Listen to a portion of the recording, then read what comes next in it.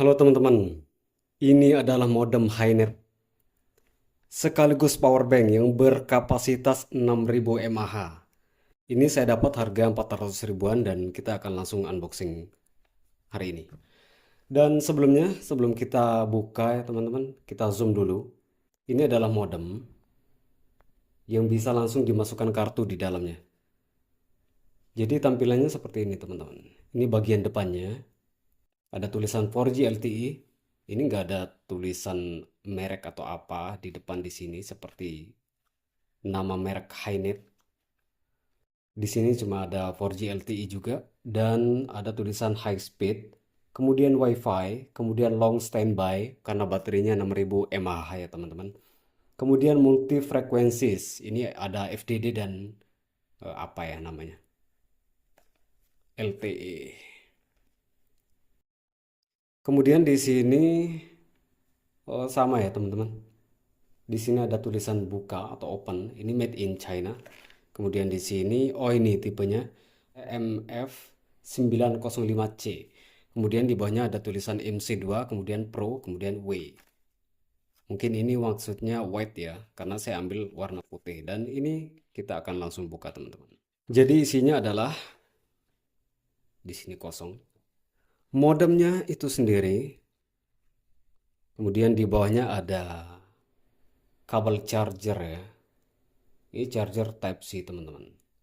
Ini Type C, zoom biar jelas. Ya, ini adalah kabel Type C teman-teman untuk ngecas. Kemudian dalam packagingnya ada juga di sini manual book yang pakai di sini dua bahasa teman-teman.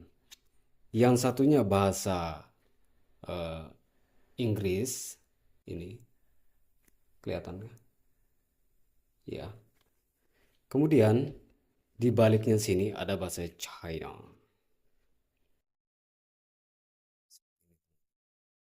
Sekali zoom. Jadi seperti ini. Dan di depannya di sini pakai bahasa Inggris. Ada manualnya, ada panduannya seperti ini teman-teman. Nah, cara connect, kemudian tombol-tombolnya fungsinya apa, kemudian saat sinyalnya full gimana. Saat 4G LTE dia akan berwarna hijau indikator, kemudian blue untuk HSPA plus atau 3G, dan red atau no service atau tidak ada sinyal.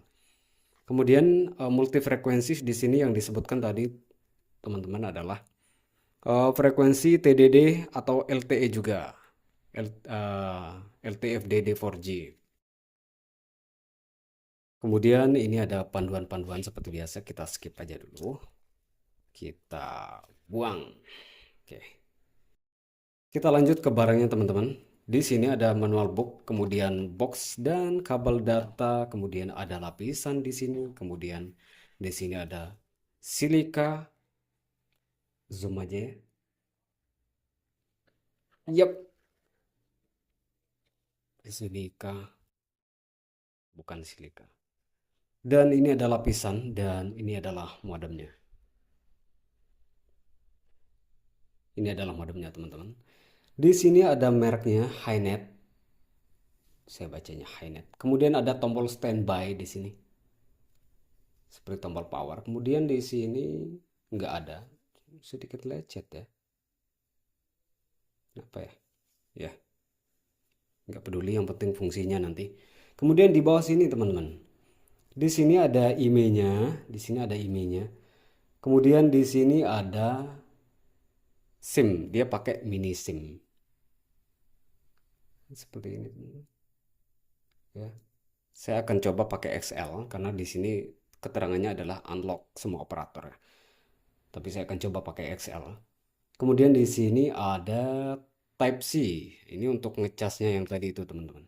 Kemudian di sini ada untuk power bank gitu. Dan saya akan lihat indikator baterainya di sini. Tekan sekali. Masih 2. Saya anggap ini 50% lah. Kemudian untuk menyalakan biasanya ditekan lama-lama teman-teman. Ya. 1, 2, 3 misalnya. Nah, dia langsung nyala teman-teman. Gak bisa kelihatan. Nah, ini layarnya seperti layar TFT ya, seperti layar HP Cina. Saya nggak akan buka ini. Jadi seperti ini tampilannya teman-teman. Ada keterangan sinyal, kemudian 4G hotspot, kemudian ada indikator WiFi, berapa yang connect, ada indikator pesan, dan ini nggak tahu indikator apa. SIM absen karena saya belum memasukkan eh, kartu SIM. Saya akan coba menggunakan XL teman-teman. Dan di sini kelihatan ada menu. Coba kita klik saja di bagian tombolnya ini. Kita klik. Eh, iya, iya. Dia akan berganti ke slide selanjutnya.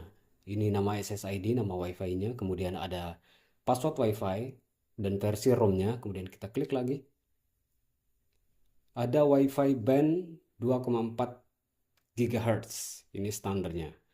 Kalau kita klik dua kali, di sini akan berubah menjadi 5 GHz. Saya sudah klik dua kali dan ini biasanya akan berubah teman-teman. Nah, dia akan berubah menjadi 5 GHz. Kemudian kita klik satu kali lagi, SIM absen, kita coba klik dua kali di sini. Apakah ada ya muncul? Tidak ada. Kita ubah lagi slide-nya. Kita klik dua kali di sini, apakah ada yang muncul?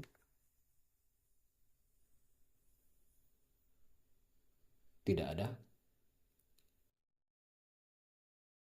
Saya akan ubah lagi ke default ke 2,4 GHz. Klik dua kali lagi. Ya, dia sudah berubah. Dan saya akan coba mematikan dan menyalakan kembali untuk memasang micro SIM-nya. Kita matikan dulu supaya aman teman-teman. Kita matikan sampai benar-benar mati. Goodbye, ada tulisan goodbye. Oke, goodbye. Kemudian ini ada indikatornya di sini tuh. Arah kartunya ya seperti ini sesuai. Nah, kita masukkan. Kita akan tekan sampai bunyi klik dan kita akan nyalakan ulang. Kita nyalakan ulang. Yes.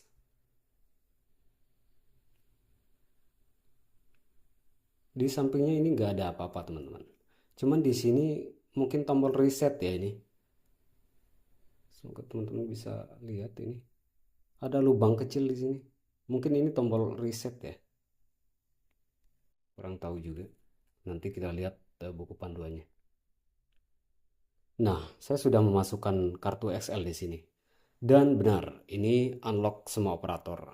Saya pastikan unlock operator karena di sini sudah bisa baca XL. Dan kita akan coba login melalui laptop, teman-teman, melalui PC. Dan kita akan coba ubah nama WiFi-nya. Oke, kita beralih ke layar PC. Oke, teman-teman, kita masuk ke monitor dan di belakang keterangan dari modem ini ada tulisan model, kemudian WiFi SSID dan password. Kemudian web IP-nya adalah 192.168.0.1 dan kita akan memasukkan itu. 192.168.0.1 teman-teman. Dan kita akan enter. Dan di sini sudah masuk ya. Oh, saya belum terkoneksi. Saya akan koneksi juga. Saya koneksi dulu. Saya masih connect di WiFi sebelumnya. Dan ini adalah WiFi dari modem, yaitu 4G MiFi 3402. Saya akan connect dengan password. Di sini ada keterangan di belakang modemnya.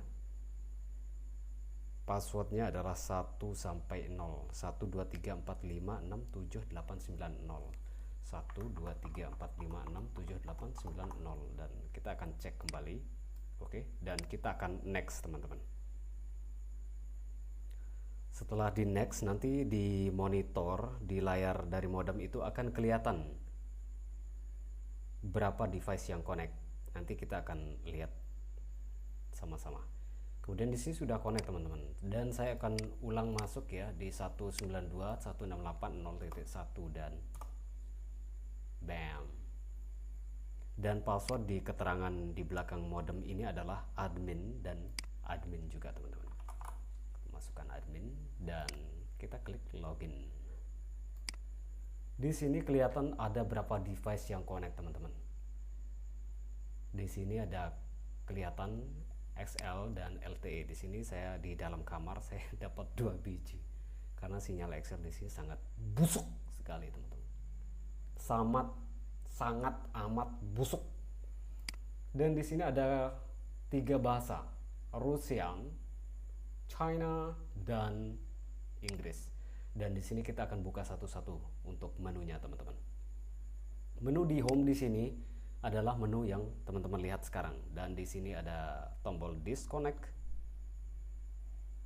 Kemudian di sini ada information, emailnya, kemudian network name SSID-nya kita akan coba ganti nanti teman-teman, apakah di layar juga agak akan berubah. Di sini current connection-nya, ada statistiknya juga teman-teman. Kemudian data limit setting ini bisa disetting ya. Di sini seperti ini. SD card, ada mode internal dan eksternal. Cuman saya tidak tahu, di sini tidak ada settingan ini. Mungkin modemnya bisa dibuka ya untuk ngecek. Cuman kayaknya nggak bisa teman-teman. Jadi modem portable, benar-benar portable. Kemudian ada share setting. Di sini kita bisa berbagi file melalui koneksi yang sama. Kemudian HTTP share-nya juga di sini seperti ada ini ya, file manager bawaan. Kemudian di sini kita bisa download drivernya di sini. Saya tidak akan download. Kemudian kita bisa cek ada SMS di SIM-nya atau tidak. Di sini bisa cek juga teman-teman. Kemudian ada phone book-nya, kita bisa akses phone book di sini. Kemudian di bagian setting ini yang akan kita otak-atik. Di menu dial up modem ini kita pilih otomatis saja teman-teman. Kemudian network selection di sini kita bisa kunci ya antara 2G, 3G dan 4G, dan tentu saja kita akan memilih 4G only di sini. Tapi nanti saja kita setting, kita akan explore aja dulu. Kemudian di bagian APN di sini kita akan biarkan otomatis seperti ini, karena saya memasukkan kartu XL maka dia akan memilih XL JPRS sebagai APN-nya teman-teman, access point name-nya. Kemudian TTL-nya apa ya ini? Custom TTL value. Di sini kita akan bisa setting menjadi 1 supaya tidak ada yang bisa tethering kecuali hanya 1 orang aja. Gitu. Tapi saya akan disable default saja. Kemudian saya akan langsung loncat ke sini dulu teman-teman, di bagian update-nya. Ini bisa update juga firmware. Kemudian router setting. Ada kita bisa ubah IP di sini teman-teman, supaya menjadi manual. Ini kan IP-nya seperti ini, 192.168.0.1. Ini kita bisa ubah juga. Kemudian firewall di sini, kemudian port filtering, port mapping, kemudian DMZ seperti biasa. Kemudian device setting, admin, new username, saya akan ubah juga username-nya menjadi Nemo. Confirm username-nya Nemo. Kemudian current password-nya adalah admin, saya akan ubah menjadi Nemo juga. Dan confirm password-nya adalah Nemo juga. Seperti itu teman-teman. Dan kita akan apply. Sukses. Dia akan log it out. Username-nya ini, kemudian password-nya belum di-apply, jadi kita masukkan admin juga. Kita akan apply satu persatu. Di bagian setting yang tadi, di bagian device setting, ini sudah di setting. Kemudian current password tadi admin, saya pastikan admin. Kemudian new passwordnya saya akan ubah menjadi Nemo, supaya nggak ada orang yang bisa login. Nemo juga, dan kita akan apply dan dia mungkin akan log out lagi. Yes. Dan kita bisa login sekarang dengan username admin adalah Nemo dan password juga Nemo. Kita login dan berhasil. Kemudian kita klik setting lagi.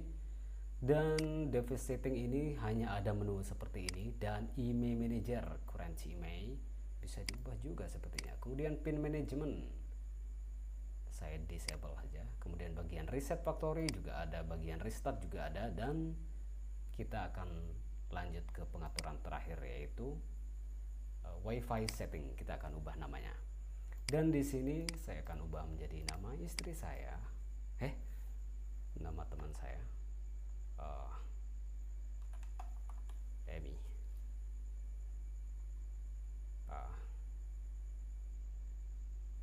Fi. Kemudian passwordnya di sini, saya akan tampilkan passwordnya. Oke, saya akan ubah menjadi 123 lupa 321. Kemudian display password on the LCD. Ya, supaya di LCD itu kelihatan di monitornya. Max station number, kemudian kita akan pilih ya 0 aja, 10 saja. Kemudian band selection, sleepnya never, supaya dia tetap aktif. Dan kita akan cek nanti. Kita klik apply dan kita akan connect kembali. Yes. Dan sukses teman-teman. Dan kita akan cek di bagian hotspot. Dan kita cek nama wifi-nya teman-teman, sudah kelihatan EmiFi. Kemudian kita connect lagi dan kita akan memasukkan password. Halaman ini belum di refresh teman-teman, bekas halaman yang tadi. Jadi saya akan login kembali dengan password yang sudah kita setting, yaitu 123 lupa 321, dan kita akan connect kembali. Dan kita akan langsung karena ini nggak ada kuotanya teman-teman, ini nggak ada kuotanya, sama sekali nggak ada kuotanya,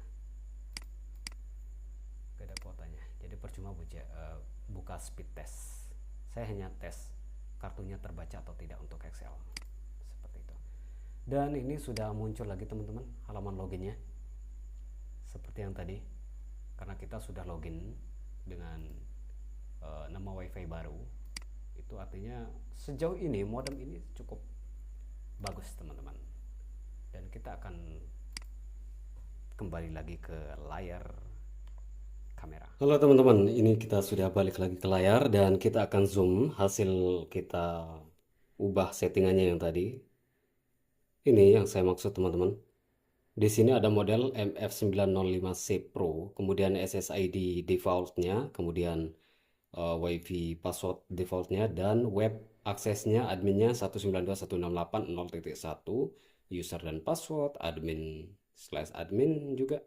Kemudian inputnya 5 volt 2 ampere, kemudian output keluarannya adalah 5 volt 1 ampere, dan kapasitas di sini tertera 6000 ampere teman-teman. Dan ini adalah yang sudah kita ubah barusan. Di sini ada sinyalnya, kemudian ada berapa yang connect, yaitu komputer yang barusan, kemudian kita klik satu kali dan dia akan berubah. Ini kelihatan teman-teman. Nama SSID baru yang sudah kita rubah di komputer tadi adalah EmiFi. Kemudian passwordnya adalah 123 lupa 321. Dan di sini saya setting default. Dan itu kira-kira teman-teman, dan saya akan coba cek di Android. Saya akan cek juga di Android dan memastikan bahwa terdeteksi di Android teman-teman. Dan saya akan nyalakan wifi-nya.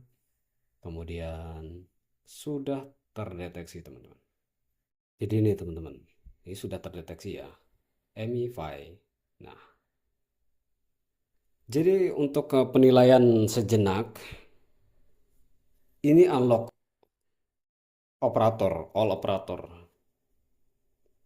teman-teman. Ini unlock all operator, dan ini belum dicas sama sekali teman-teman. Saya akan cas nanti untuk uji coba ya. Dan saya akan langsung aja teman-teman. Saya akan matikan nih teman-teman. Saya akan matikan supaya jelas sampai dia berpisah alias goodbye. Barulah kita akan cas di sini. Kita akan cas teman-teman. Ini type C. Yes. dan posisinya dia kedip-kedip. Ketika dia ngecas, dia akan kedip-kedip, teman-teman. Dan tampilan di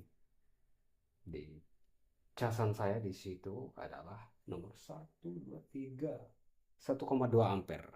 Dia ngecas 1,2 ampere. Di sini juga ada indikatornya. Jadi lumayan lengkap sih info yang disajikan di sini. Saya akan cabut, teman-teman. Jadi ini normal ya berfungsi. Saya tidak akan komplain. Tenang saja seller, saya pembeli yang baik. Jadi seperti ini, teman-teman. Ini worth it sekali ya untuk dibawa-bawa. Ini harganya sekitar 400 ribuan dan teman-teman bisa cek keranjang apa namanya? Link Shopee-nya di deskripsi, teman-teman. Oke, kira-kira itu aja ya. Review mengenai modem HiNet dengan tipe MF905C Pro dengan kapasitas baterai 6000 mAh yang mungkin akan bertahan 3 sampai 4 hari non-stop, teman-teman, dengan penggunaan data normal. Oke, teman-teman. Jadi semoga review kali ini bermanfaat atau tidaknya terserah. Silahkan like atau komen ya jika ada pertanyaan yang ingin ditanyakan. Oke, terima kasih teman-teman dan see you